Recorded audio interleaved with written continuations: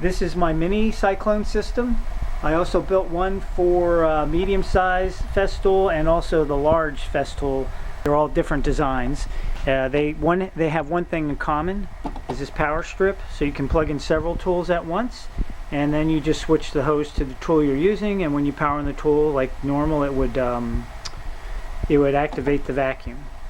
I also wanted a low profile Cyclone. It used to be a tall box on top of this surface here, and what happened is it tips over when it's in my truck if it's not really strapped down well. And then you break your Cyclone, you got to throw some epoxy on it to fix it. And that's why this is the old system I had.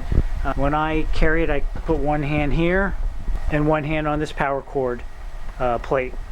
And I have put this on so I can lock down the plug and have enough space to, you know, nope, it doesn't matter how I wrap it, it's all going to get wrapped right.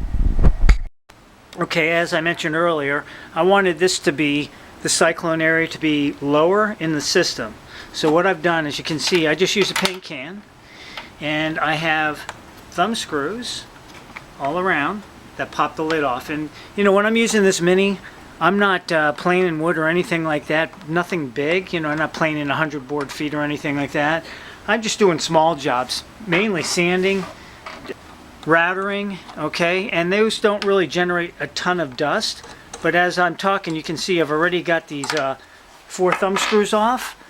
I can disconnect it right up here, maybe, and I can pull this, I can pull that off, and you know, there's a fair amount in there from a sanding job I was doing. But that's how I have it set up, and it works really good. I'll show you the bottom half in a second. Alright, so I took off the Cyclone. As you saw that, I've unlocked it from the base of the sander. I disconnected the power cord, and I've lowered this hose somewhat. Okay, so now, remember, I'm doing all this with one hand. It comes right out. One of the features you need to put on here, though, is this weather stripping. And it's got a dowel, and then I just hot glued it in. That's all I had to do. And this top plate, you know, you cut out, I scroll saw all these out.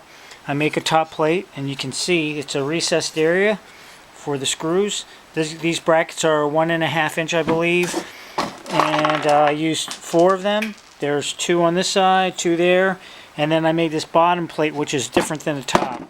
You see right there, and that's where the can plugs into or screws into. Now the way I lowered this can, you can see it's below the top surface, is I just cut off that handle. I never used it anyway. It's easier for me the way I carry it. I carry it with the back power cord area and then under this front lip right here. And the last area that I had to modify was down here. I bought a fitting hose connector, and I sanded the outside edge till it fit in, then I hot glued it in, and then that way I've got this hose. I don't have to keep plugging it in. It doesn't pop out or anything like that because it's glued in now.